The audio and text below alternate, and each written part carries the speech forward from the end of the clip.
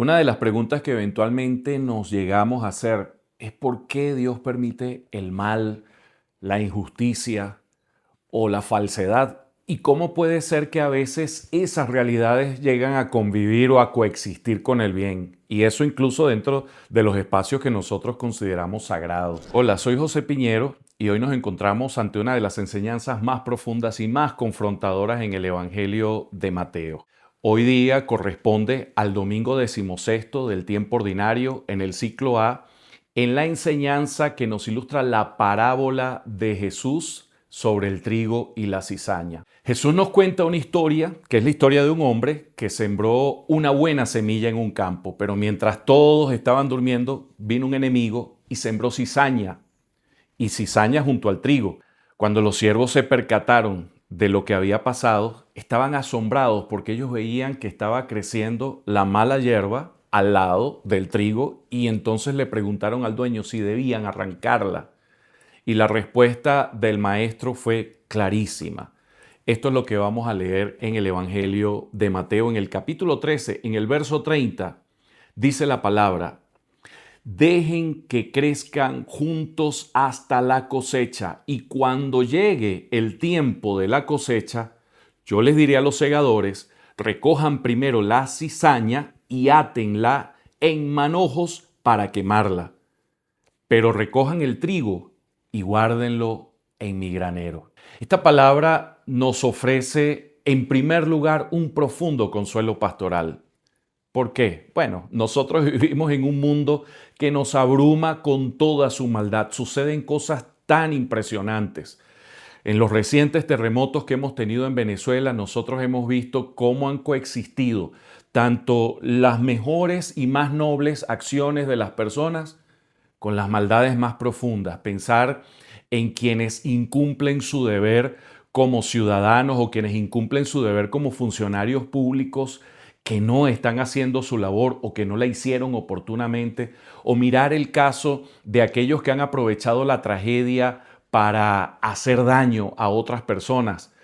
Es sencillamente algo que a veces pareciera no encontrar explicación, y nos preguntamos por qué una maldad tan terrible y cómo puede ser que al mismo tiempo nosotros nos encontramos eventos que ilustran una bondad extraordinaria, un sentido de solidaridad tan amplio. Y eso que nosotros estamos viviendo lo vemos multiplicado también en otros sectores, no solo de la vida nacional, sino de la propia realidad humana. Pero cuando nosotros vemos la maldad hacer de las suyas, a veces nos desesperamos queriendo hacer justicia por nuestras propias manos o quizás cayendo en el desánimo. Sin embargo, el Señor nos llama a la paciencia y a la confianza, a poner nuestra esperanza en Él. Hay que entender que Dios no está ciego. Él sabe perfectamente quién es quién y sabe también quiénes somos nosotros en nuestro propio fuero interno. Él es el dueño del campo, de ese escenario final donde va a aparecer su juicio definitivo. Y ese juicio le pertenece a Él y le pertenece a Él de forma exclusiva. Nuestra tarea en todo caso no va a ser arrancar a los demás, sino asegurarnos de permanecer firmes, alimentándonos de su gracia.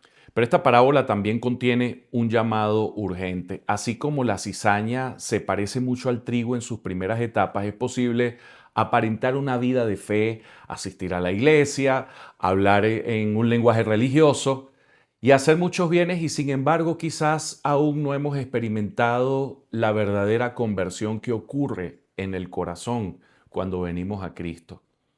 Por eso la pregunta es directa para nosotros.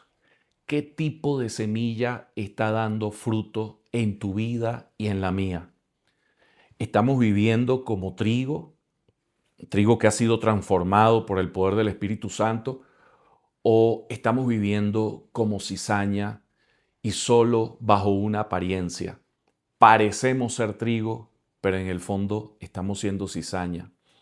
Hoy el campo está abierto y la paciencia de Dios es nuestra oportunidad para la salvación, es tu oportunidad. No tienes que esperar ese día de la cosecha, es decir, de lo que la parábola ilustra como el juicio definitivo. Si hoy reconoces que has estado lejos de Dios, corre a los brazos de Jesucristo en este día. Su gracia soberana tiene el poder de transformar tu vida, de perdonar tus pecados y de hacerte dar el fruto verdadero, ese auténtico trigo que Dios nos ha llamado a hacer. Vamos a tomar un momento para orar. Dios eterno, tú eres el Señor de la cosecha. Tú eres el Dios soberano, paciente, lleno de infinita misericordia. Hoy venimos a ti reconociendo tu sabiduría que es perfecta. Te damos gracias porque a pesar de vivir en un mundo quebrantado, lleno de contradicciones, tu fidelidad permanece intacta.